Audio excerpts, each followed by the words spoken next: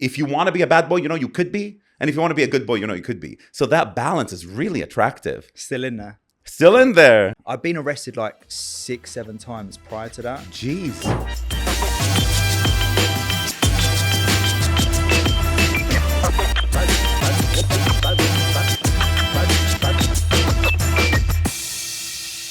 You are listening to our podcast, Wingman Flirting with Life, sponsored by the Dubai-based community brand Monkeys Everywhere. I am your host, your wingman, Raed Saadi. On today's episode, we have someone who has gotten overnight fame less than a year ago. The world is buzzing about him. From a rough childhood to a house arrest to owning a $75 million recruiting firm, all while looking sizzling hot. Not a motivational speaker is an understatement. He doesn't only speak about it. The proof is in the pudding. Please welcome the Emperor of Empowerment, Mr. Jamie Fraser. Thank you. Thanks for having me. I'm really, really grateful to be here. How did you like that introduction of you? It was amazing. I'm going to tell you before we start what your appeal is, what I think your appeal is. Your appeal is you have that bad boy turned rich corporate kind of vibe. And everybody's intrigued by it because, I mean, if you think about it, like, if you want to be a bad boy, you could be. And if you want to be a good boy, you could be. So that balance is really attractive. Still in there. Still in there. Still in there. Still in there. Still fires away. Yeah, it's just, I'm tamed now. You're tamed. I tamed myself in certain ways and I calm myself down for sure. I love that. Balance is the most important thing. It is, right? it is. And it's been a big roller coaster for me to get to where I am today. Yeah. Like from a headspace perspective as well. But I was fiery. I'm still probably a little bit fiery, but you've got to be kind of like that to achieve things that I want to achieve. That's incredible. That shift is just incredible because I do want to talk a little bit about the beginning of your life. And we mentioned house arrest, but I've been researching, the team has been researching, trying to find out what happened and how did that, ankle monitor end up on your ankle? So do you want to share with us, how did that happen? And how long were you in house arrest for? 9 months. Wow. Community service for 18 months. So I was doing all kinds of stuff, like from de-weeding to clearing off chewing gum on the floor.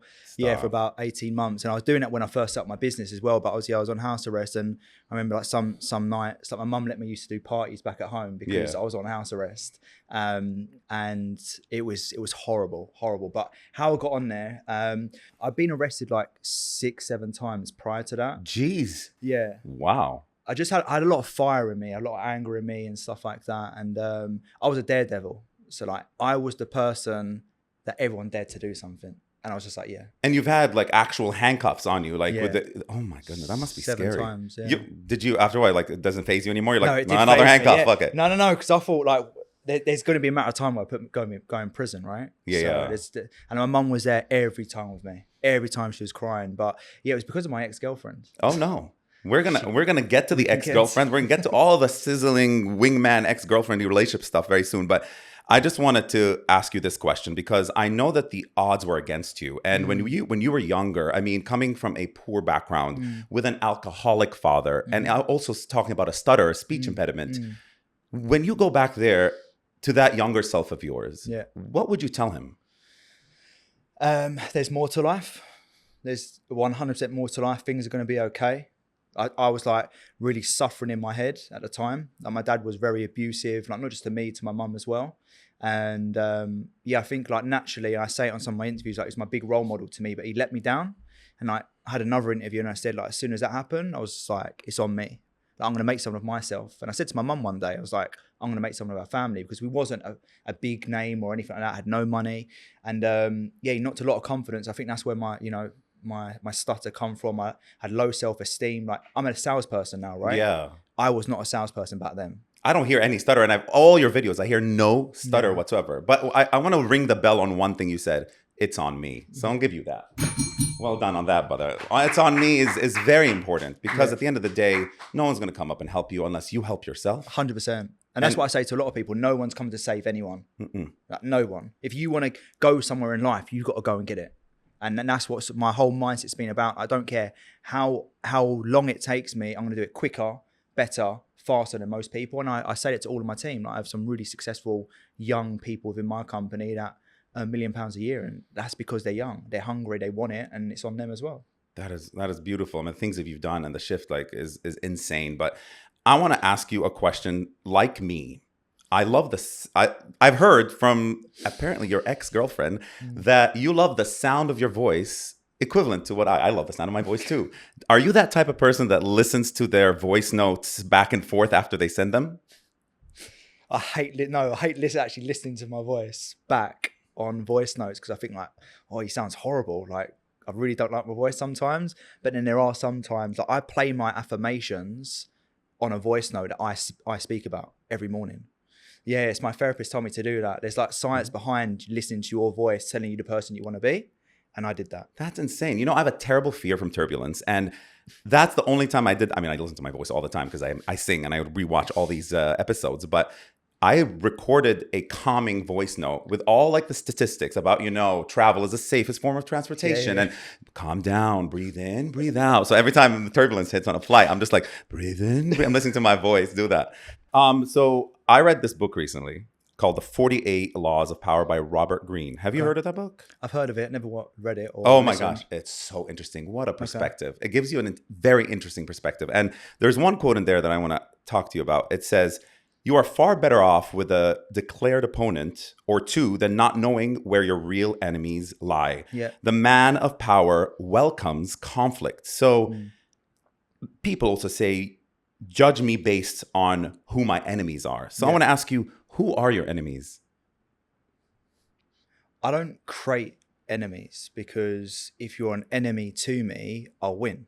That's the way I look at things. Interesting. Competition to me, I'll win. I don't look at competition. The only competition I have is me. The only enemy I have is my past. That's the way I look at things. That's beautiful. That's beautiful. A lot of people are so fixated on everything else going on, and my honest opinion is focus on you. Like, you're too many people are too bothered about others' opinions and what they say and what they think. I was like that, and I probably am still a little bit like that. It does knock me back a little bit, but competition, enemies, no way. But I mean, in business, you have, competition. You do, but and they say keep your enemies closer. So you're watching your competition all the time. I don't. You don't watch them. No, it's probably your team does. Maybe. Probably, because I mean they have to know the industry, you know. But it's funny because this book also says that if you don't have an enemy, there's a need to create one. Because knowing your opponents, having that friction, that tension, you grow, and also keeping those opposing conflicts and ideas makes for a very beautiful sense of growth and all that stuff. I think like my enemies are the people that are watching me do what they can't do. Hey, I'm gonna break this bell. That's amazing. No, but it's generally think that, and I spoke to like my coach, who's my business coach, and they said a hater is never in front of you, you know. And I looked up about it because I was always fixated on why are people talking about me and stuff like this. And I become successful young. My first big business started at 22. A lot of people haven't had the opportunity to do that, so they probably hate on it. But yeah, that's the way I look at things now. That's just different opinion. No. That's amazing. Yeah. I mean, I can tell from everything you say, there's a lot of wisdom. There's a lot of nuggets of information that people can take from. It's just incredible how wise you are. And I think maybe all the struggles and the turbulations you've had in your past have made you wiser, because once you get through it, you get stronger, and what doesn't kill you gets stronger. Yeah. So now speaking about success, and I know that you love clothing and you love items, you love watches. I see a beautiful watch on your arm. What is the most expensive item that you own and that you're very happy to own, just to prove for your success for yourself? That is not a house, car, or your business, something that's an item. What is the most expensive item that you own? I do love shopping. I love enjoying spending money on myself, because I think it's the time to celebrate, to give back to you. Self-love is the biggest thing, and buying yourself stuff. It's probably a watch, to be honest. Watch? Is it the one you're wearing currently? No, it's not. I've got a Richard Mille. We're going to need to see that next. Everyone in the comments is asking right now, what can you show us the watch? So we're going to have to show it to them. I can see it in the comments. It's on all of my Instagram photos. Oh, is it? Yeah. Do you mind me asking how much that watch is? It was $240 at the time. $1,000 or pounds? Pounds. Okay, that's more than dollars. Yeah. Wow, that's a very. Do you have it insured? No. You don't have it. I live life on the edge. Oh my goodness! And where is this watch sitting? And what's the safe that's in? It's not in the safe. No, I'm teasing. Don't tell anybody where it is. It'll be like after you. No. Of course not. Safety first. Okay, so now this is the part of the podcast where I start getting wingman-y. Okay. And I start talking about love and dating. Cool. And all the stuff that you never talk about on your. It hasn't come up. No. It hasn't come up. No one's asked me. So let me ask you that. Your fame blew up overnight. And in less than a year, around September 23 from Ziv the Watch Guy is what I heard. Mm-hmm. Is that true? Mm-hmm. Yes. And then social media started playing a big role in your life. Everybody started noticing you. I mean, for many reasons, I would say, of course, you are charismatic, you're unique, you're handsome, you have a lot to offer, and you have that beautiful arc of a story. But the downfall about this is that social media has broken you up with the girlfriend that you were dating. And a lot of people are starting to face issues with social media and their relationships nowadays. So my question to you is, how do you think social media, and in your experience, is playing a negative role in your relationship life? Just in general or my life? I would say both. I want to know about both. What is your opinion in general? Like, where are we going? And I want to know in your life, how did that change for you? And why was social media and your fame on social media the problem in your relationship? Yes, I think previously, like the girlfriends that I've been with, it has played a part because it's like who you follow in and stuff like that. And I'm a control freak as it is, right? I'm very protective. Don't want any sort of male attention, following anything. I don't want to see it. And I'm quite specific about that, of what I want in a girlfriend. Have I always led up to that myself? Probably not. My social media now is obviously getting busier and busier and busier. And obviously it's a lot more attraction. Naturally, as you get bigger on social media, your brand gets busier, you have a lot more attraction than just being wealthy, I think. Yeah. Like wealth only gets you so far. With fame included, then you become unstoppable. And that's with anything. Yeah. So that's the way I look at it, right? But I don't think social media broke up the person that I was seeing. Like my head's so focused on where I want to go as a business and stuff like that. And for me, it's like, for me to spend time with someone, you've got to be doing something really right for me to spend time with you. Okay. I'm big about my time. I'm big about who I spend it with. I'm not this overconfident extrovert that would just sit there and talk to random people all the time. I need to be connected to them, have the same sort of energy and stuff like that. But social media in general, it's lethal, right? Because I personally think most men, no, I do believe this actually. Most men will have a wandering eye when they see a beautiful woman. Of course. Fact. I think most men would be interested in that if they saw that as well. So I have a lot of friends, and one very close friend very recently happened to them. There was nothing going wrong in the relationship. They were ready for marriage and everything. One issue, her partner was following lots of girls back, and all his followership and who they're following was just all women, beautiful women. Yeah. So that was the only reason that broke them up. So, I mean, if you think about it, when it comes to social media, were you following these women back, and would you be willing to compromise in a relationship and be like, you know what, I'm going to step down from all this attention on social media? You can't. You've got to go either one way or another. Like if you're going for like kids and marriage, you can't start following loads of women. Like, so there's some people out there that just will. Yeah. And that's when the woman will cheat on the man. The only reason why women cheat on man is because they don't serve them, they don't look after them, and they focus on other women. And if you lead that by following loads of women, if you're following loads of women, you're interested in other women. So that means you're not loyal to the current girl or man. Yeah. So that's the way I look at it. I know, but in that case, you get a lot of people like sliding into your DMs and a lot of beautiful women. And then you're obviously wondering, the temptations come up, and then you're in a relationship. You're like, but then that's why nowadays I believe that monogamy is hard. It's getting harder. And with your life, like you're famous and you travel the whole world, you're never in one city. It's like, what are you going to have, a Zoom relationship? And like what, you're going to just stop temptations? You're going to become a priest? I mean, do you know what I'm trying to say? Yeah. So when you actually, like commit to someone. I feel like nowadays it's very much like a priesthood to this person, and it's a very hard thing because constantly you're triggered with the beautiful pictures. Yeah. There is access to lots of images, videos, Mm. and people. Yeah. And the person that you're supposed to be committed to is not next to you. So how do you deal with the crazy schedule that you have and committing to one person? I think more so. Like, I'm super busy, and if I'm gonna spend time, money, effort, everything on a woman, then I need to be super interested in them. I don't go out clubbing and stuff like that. I'm not really interested in that, and I'm not a big drinker either. I've stopped drinking for the last 6 months, so I'm not going to go out and just have loads of one night stands. So that means I have to go out with them. I have to wine and dine them. I have to show interest in them.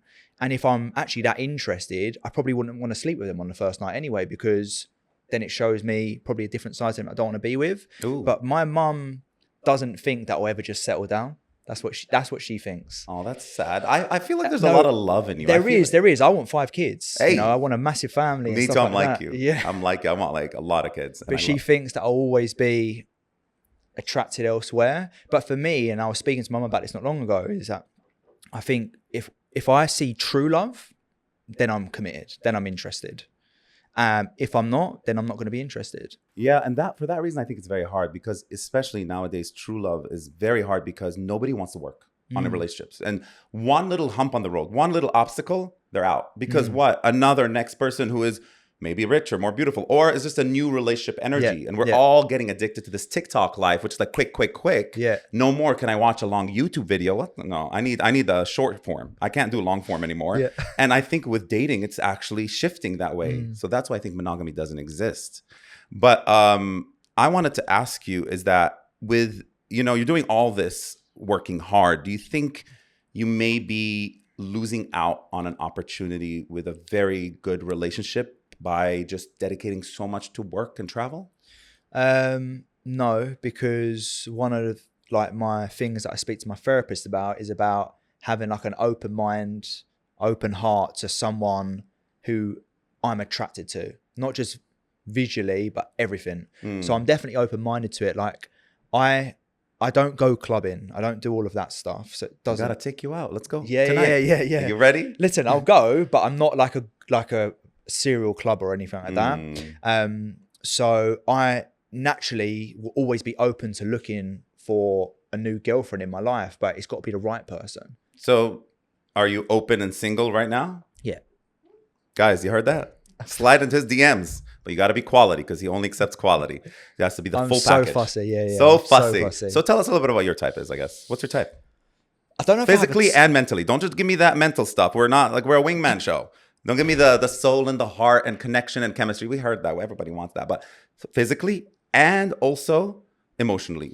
What are you into? So I'm from the UK. I don't like English girls, first of all. Okay. Yeah, it's a complete no for me. So, but like if they are different, like maybe they're dark haired and stuff, or you just complete no. No one from the UK I'm not interested in. And would you, if you choose an ethnicity, what one ethnicity, if you had to, would you go for? Or like, a type?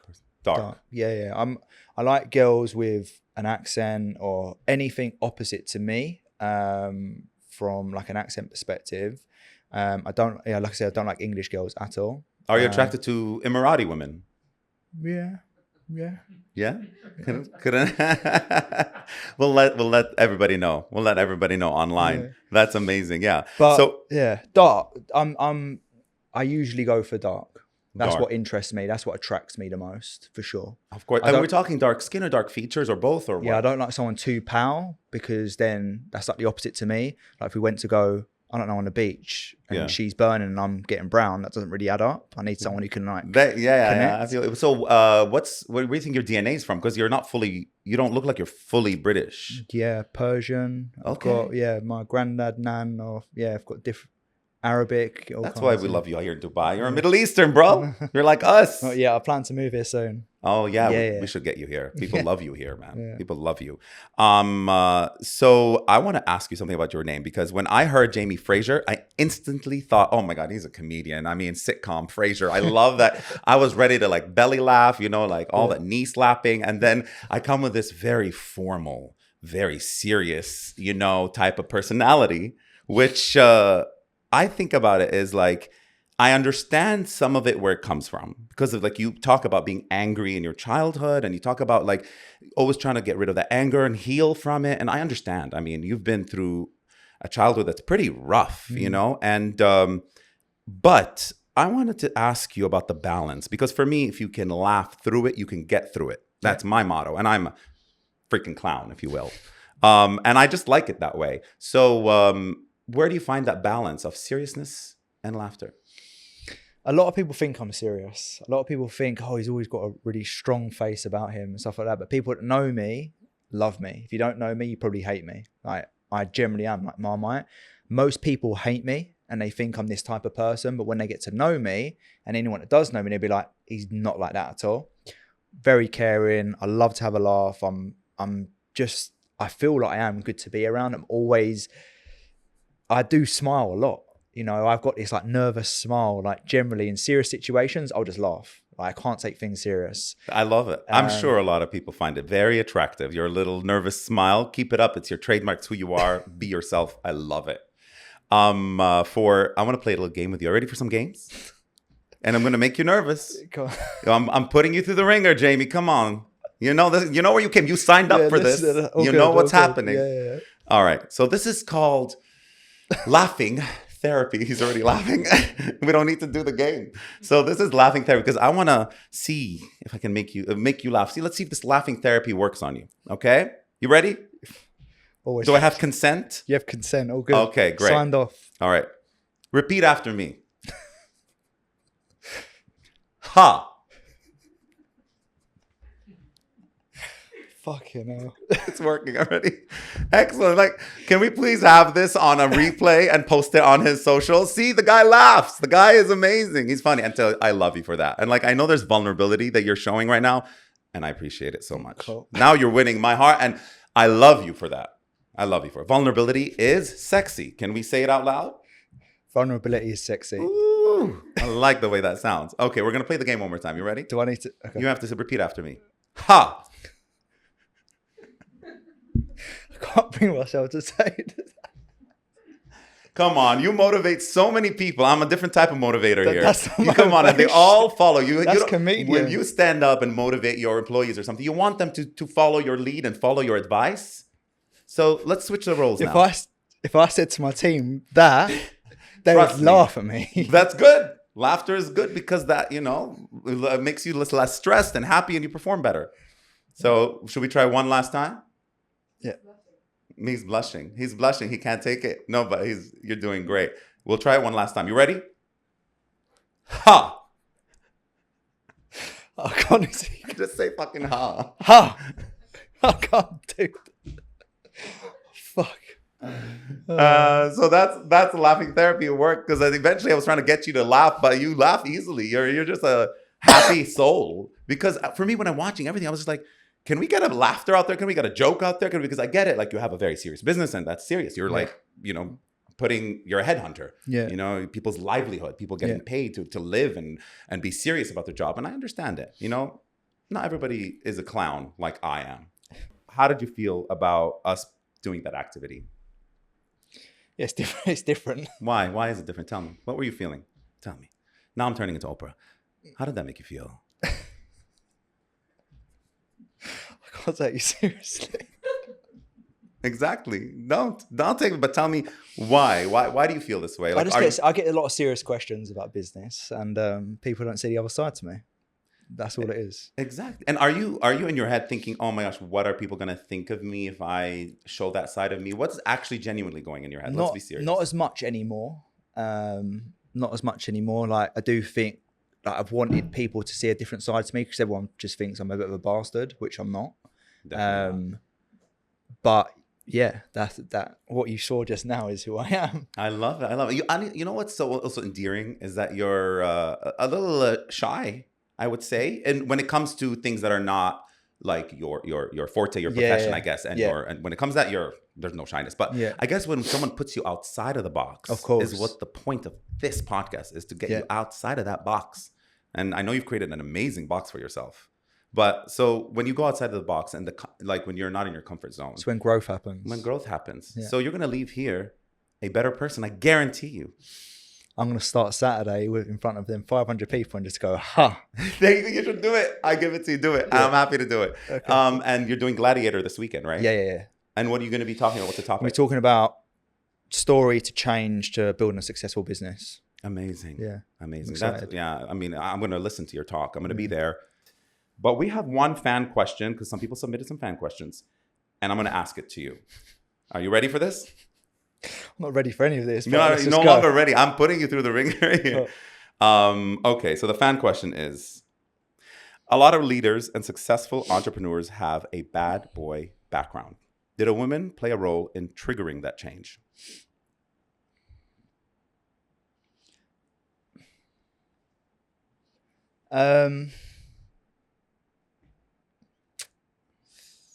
Maybe the last girl I've seen. Hmm. Yeah. To be quite truthful, yeah. I think she did. I do think a lot of my change has been led by me and my therapist and stuff like that. But like the last 3 years, I've gone like super calm. Before that, I was very high tempo, angry. Yeah, I used to fly off the handle like that. Wow. So I've gone like the opposite to that. I lead my business differently now and stuff like that. But I do think, yeah, the last girl has supported me for sure. But I still believe that I've took a lot on my own back to change me. So I don't think any girl can tame me down. I'm always going to be who I am. I'm never going to be like this soft pussy that just gets pushed over. Just not me at all. So yeah. And are you more of like dominant, or do you have times where you know when to be dominant, when to be submissive? How does that role play happen with you? I'm very dominant. All the time. You never have times where you are little, you give up, you like give. Oh yeah, for sure. Like I'm respectful. Like I've been brought up with good morals, right? My mum has brought me up with good morals, regardless of how my dad is. I want to be the opposite person to him. Yeah. So yeah, I am very dominant though, for sure. Like I'm the male in a relationship, and I do really drive and lead by that. Like I said, I'm not like this pussy soft pushover. It's just not me. I'll never be me. I don't intend it to be me, but I have changed my whole mindset and why I am and who I am as a person, for sure. And if you can give an advice to a pussy pushover, what would your advice be to that dude? Man up. Like, why? How? Like, strengthen up. Get your mindset right. Yeah. Like get a bit of growth in your life. Face a bit of adversity. Like do some risks. Like stop just living in your comfort zone. Comfort is where failure happens. Comfort is where people's ambitions just die, and you're never going to be able to learn or grow or develop if you don't come out of your comfort zone. I say to everyone, if you're not pressured in a week, you're not growing. If you're not growing, you're not moving forward. You're not moving forward. You're not achieving your goals. Amen to that. You get that. So I love it when we get serious, because honestly, we need that part of you, because it is really, really profound. And I mean, I don't do much of that, and I am the type of person that needs a lot of that energy, because I'm always ADHD, high strung, ha, but then I need the, calm down and focus. There's things, to think about, and you need to do internal work, and any relationship is work, but especially with yourself. Yeah, for sure. So how much work do you do with yourself for the relationship with yourself? Yeah, self-love's massive for me. Just giving back to myself. I used to be the type of person, be like, oh, you don't look in good shape, your hair's out of place. Or I always used to knock myself down. I was the number one person knock myself down, which I should be my number one supporter. Like I focus on affirmations, manifestation. I journal, I review everything. I'm very intense with my whole self-love of giving back to me. It's something my therapist has just been going through with me time and time again. And she used to say, just say to you, I love me 10 times in the morning with everything else. And I was like, no, that's not going to work. But she's like, just trust me. Said, you need to start being your number one fan, your number one supporter. And now I am. And I'm not full of myself. I love myself in the way of making sure that I don't negatively talk bad about me. Like, oh, you look shit or this or that. Everything is the opposite now. That is amazing. Yeah. I mean, I had a life coach for the first time this week. Honestly, I've never had a psychologist or a life coach, and I need it, as you can tell. But I had a life coach, and the one thing that I learned from her was I've been communicating negatively to myself. And when you start to communicate very positive and not allowing any negative thoughts, it's insane how crazy. how you glow, you grow, you become happier, and you see the world differently. You know, People don't see them small wins, but they are huge wins for me. Huge, like it's massive to my life. Massive. And I used to be the person who go, that's weird. Meditation, no, definitely not going to work. Yoga, breath work, all weird to me. Journaling, definitely not. Who does that? That was my mindset, and it's all changed my life. I agree with you. I'm getting there. I've always been the I'm Yeah. getting there. And now we're gonna go to another game. So it's another thing out of your comfort zone where growth happens. And this is a little bit of like an acting game. So maybe you might get some acting, gigs out of this or something, or we want to see your chops. But think of it outside of your comfort zone. I thought it would be funny because I love your accent. I love your I just want to hear you. And a lot of people.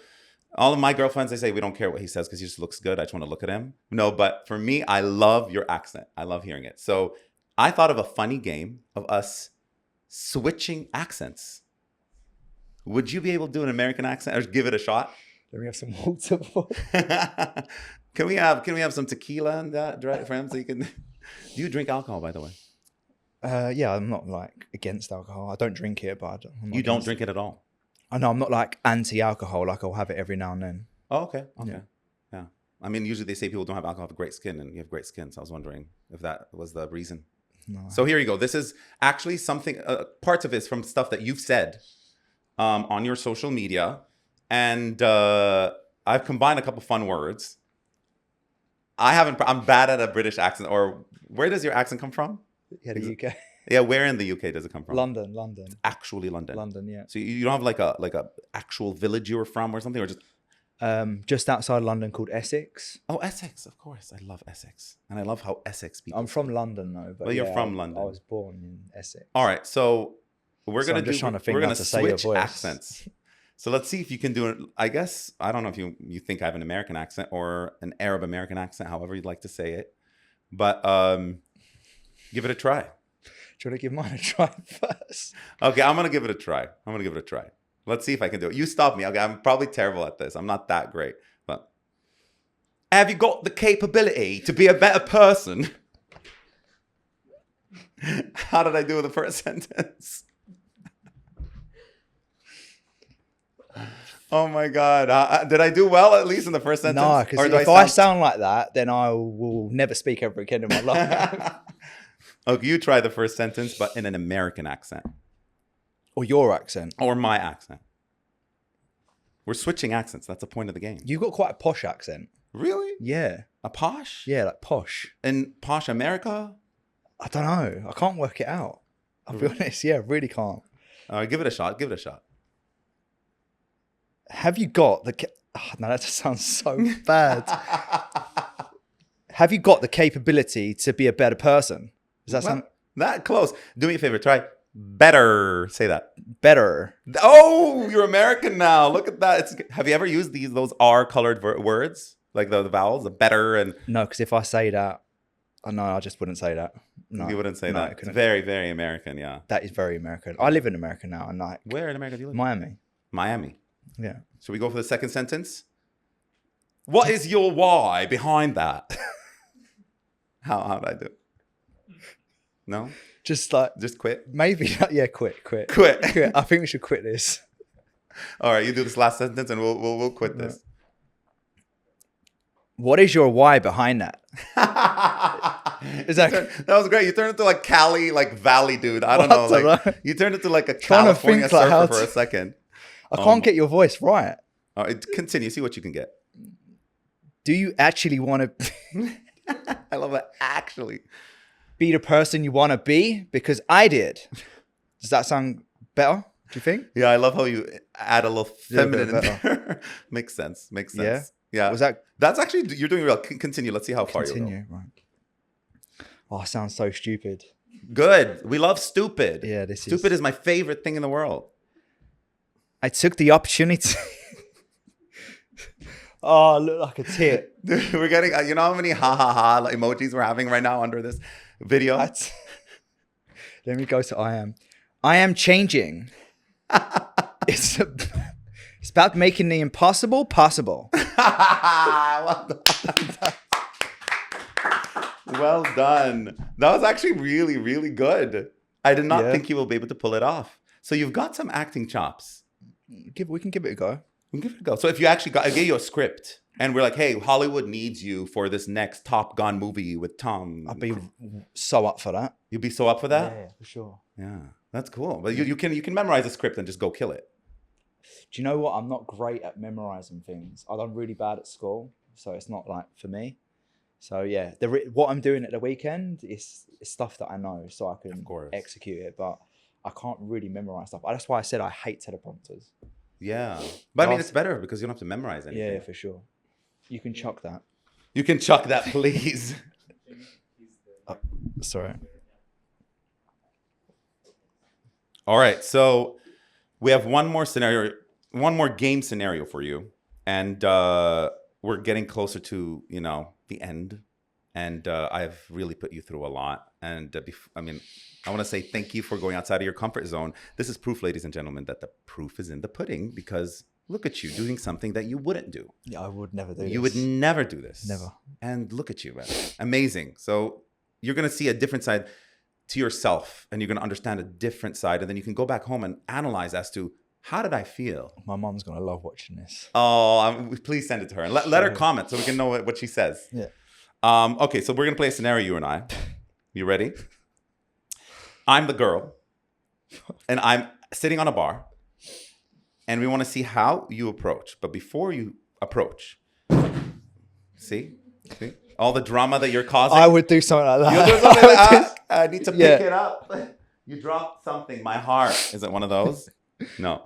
So the scenario is, before we get to that scenario,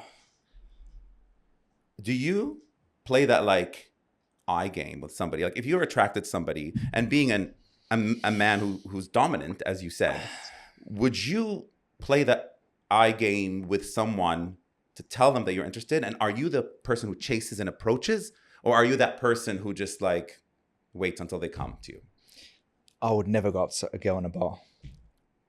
Ever. It's Why? I've seen so many men do it. I think it's cringy.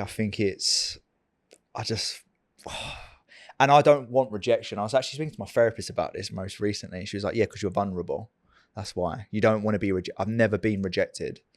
I'd never want to be rejected. Like the thought of walking up to someone in front of people to be rejected is just like such a knock of confidence. I would leave the building. I'd ban myself from the bar, and I would never go back there again.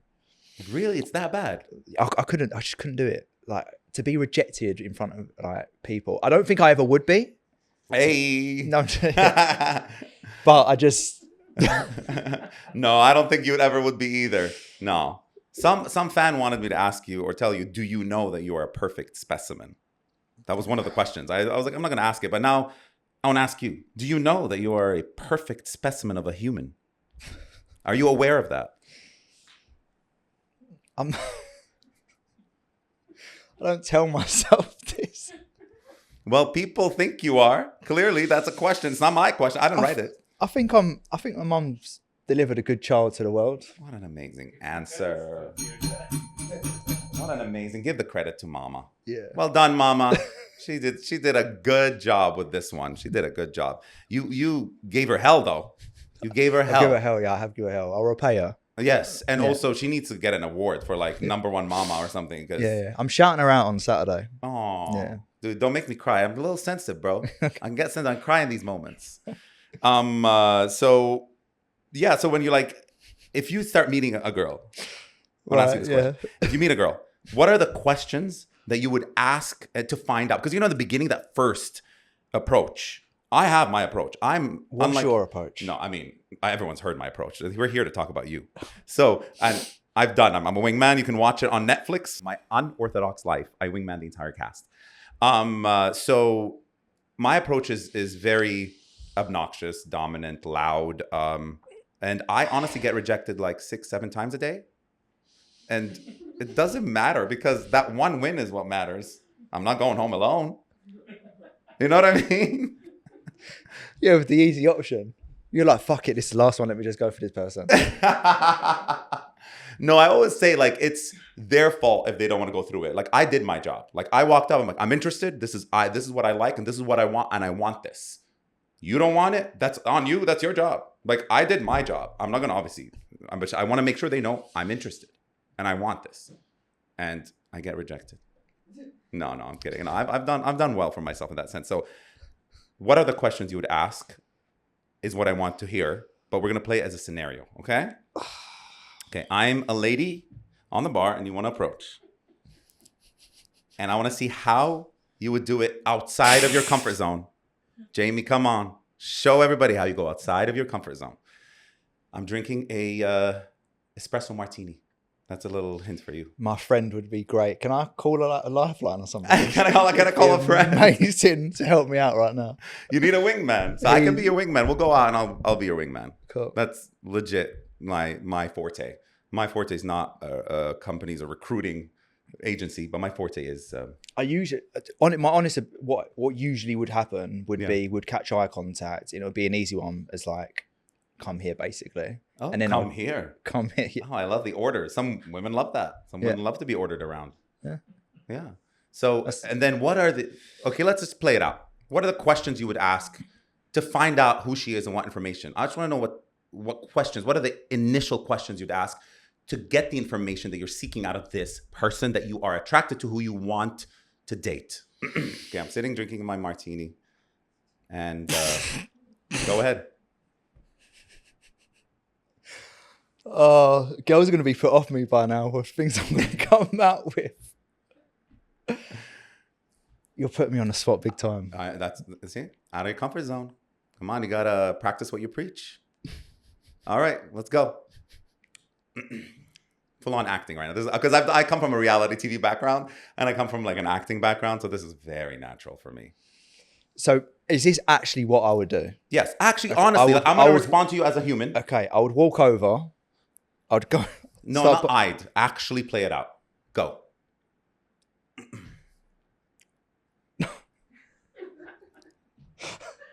But I'd need to walk and obviously. No, I can hear you. You want me to? Okay, I'll start with that. Oh, aren't you Jamie Fraser? I've seen you somewhere. Yes, what do you know about me? I recognize you of something. I don't really know exactly where I recognize you from. Just a familiar face. What do you do? You look lovely. Oh, thank you so much. Appreciate that. Are you here on your own? I am waiting for a friend. They're coming in 10 minutes. Guy friend? Actually, my girlfriend. Okay, great. Yeah. Because I would have walked if it was a guy. Oh, really? Yeah. Why are you saying that? Because I'm interested in you. Ooh, you're interested? Yeah. All right, so tell me more about you. I'm interested too. Whoever's tuning in right now is like, what in the world is going on right now? Oh. I'm trying to get to the questions you'd ask. Like you're investing. If I had a drink as well, I'd probably have a bit more confidence. It would flow a little bit more and probably be a little more dominant, but you know. So, but okay, forget the acting part. But that was funny because I just wanted to get you outside of your comfort zone. But what are the questions you would ask? Like, what would you want to find out? I'd usually catch eye contact. Okay. Which is just to be an easy way in because they're obviously interested, and I would say you're looking for a reason, probably. Yeah. Which they probably are, and then I'd offer them a drink, and then I'd talk about them, and then I'd start finding out some more details about. Yeah. And do you ask about their profession? Do you care about what they do? No, not at the start. Yeah. You don't care about if she's a CEO or she's just a person who's inherited some money. I'd get to that, but I think that's just like a shit question to ask, right? Like, yeah. What do you do for work, or where are you from? Like, how boring is that? Exactly. Yeah. I don't want to come across typical and boring straight away. I would be like quite forward in terms of my questions, though. You'd be forward, and you'd ask about profession. Maybe you'd ask about childhood, about upbringing. No, I think that's too boring. I'd want to have a bit of fun. Fun, I like that. And like, what would you ask so that's fun? Would you like? What do you like about me? Hey, I like that. Yeah, I'd get that in quite quickly. Awesome. So I think I'm a good judge of character, so I'll know if someone likes me or not quite quickly. And if they're not, then I'd. Well, in this scenario, this girl is obsessed with you. She thinks you're beautiful. Then you can have more fun. Hey. Yeah. So, And how about you? What do you have? I'm trying to go back to the scenario. Are you single or taken? Single. That's why I'm talking to you. Oh, that's good. So my friend's coming in about like 3 minutes. It was lovely to meet you, I guess. What's your number? Let's go out for dinner. Wow, that was very forward. Why should I give you my number? That would never happen. What? I'm a human, and this is how I would respond to someone who's like, I'm take your number. That would never happen. The confidence, I love it. He's like, here's my number and my passport, and here's everything, take it. That's how excited people would get. Can I have your number? Here, take it all. Amazing. So we're nearly wrapping up, but I want to ask one final question that I know a lot of people want answered. To you, what do you think are the masculine roles in a relationship that you want to have, and what in general a man's masculine roles are, and what are the feminine roles for you and in general? I'll start with feminine. So I believe a woman should look after, should take care. I think she should be the person that plays a role in taking stress away as soon as someone walks into the door. That should be her role, is just being a supportive person to push a man on. Like, it shouldn't just be, okay, how'd you get on today? It should be more. It should be diving into it. It should be pushing it to the next level. I really do think like a woman should be like the biggest supporter possible for the man, because otherwise it's just anyone. Like that's what I believe in. They should just take care of everything. As soon as I get home, like I work long hours, everything's quite hard, and I'm not saying for them not to work, because I wouldn't want to or respect a woman if they didn't work or had a career. That's my role to change that, to give her an opportunity to not have to work again, to look after the kids and stuff like that. So it's looking after everything from when I get home and taking care of the kids and us when I leave work, taking stress away. From a man's perspective, it's financially, but that's the obvious and probably crap one to answer. But it's protection. It's giving her confidence that she's got someone there to lead a family, to protect a family. I just think a man's role should be the person also who pushes the woman to be a better person. Like, a lot of men just want to give the woman money and that's it. I want to see my woman thrive, improve, get better, from a mindset perspective, but also from a business perspective as well. So I'm not the type of person that wants to be with a woman that just sits there and is lazy and does nothing. I want to be someone who's also inspiring, who also, I don't know. Yeah. Would you be okay with being the only breadwinner and the woman? I would want to be eventually the only breadwinner. That's what. But I say that because my mum says to me, no, you can't be with someone that's dominant. Like, from a woman perspective, it just wouldn't work. Yeah. Because I am such a dominant person. For the right reasons, of course, and there's many people who are looking for that. Yeah, I mean, my biggest dream in life is to be a sugar daddy. That's my dream. I've always dreamt about it. I want to be. I'm very dominant, as you are, and I love it. I want to be the only breadwinner and just have someone at home. That's my dream. I don't want to be with like a sponge or someone who just takes. I want someone who gives at the same time. Yeah, for sure. I mean, it's a balance. I mean, someone working, but there's a lot of work. You're not just not working. There's a lot of work to that. I think Monkeys Everywhere wants to give you a gift and say thank you for coming on. You've honestly been amazing. I've really, really given you a tough time. So this is the community-based brand here in Dubai called Monkeys Everywhere. Please open it. And we decided to give you black because you love black. I love black. Thank you. They're perfect. Monkeys Everywhere. Feel free to wear it at the gym. I know you won't wear it to any because your clothing is. But I feel like this is when you're having fun going. I'm gonna wear it Saturday. You're gonna wear it? No. No, but this is awesome. Thank you for you being here. But before we end, I just want to say that do you have anything you'd like to plug? Anything? What's next for you? And any final thoughts? Thanks for having me. Thanks for taking me out my comfort zone. That people don't usually do that a lot often. I don't actually let people do it that often, so I appreciate that. What's next for me? Just gonna keep on inspiring people. It's my biggest goal. Is impacting people. Like, happiness for me is not money anymore. I think the biggest happiness for me is how much I can impact and inspire people, and people that have come from nothing is a big thing for me, showing people that anything's possible. So that's what's next for me, right? Is leading a great company with great people involved in it. I've got a very, very good company, good leadership, good people involved in what we do. And I think it's now just showing everyone else that, you know, people can be someone. I love that. And just again, just to say that, I mean, you really are very inspiring and you are enthusiastic and very motivating. And we support you all the way. Keep doing your thing, my man. Thank you. We have a lot of love for you here at Wingman, by Monkeys Everywhere. And to close out, we want to say that go out and spread good energy because it's contagious. Thank you for watching. Bye.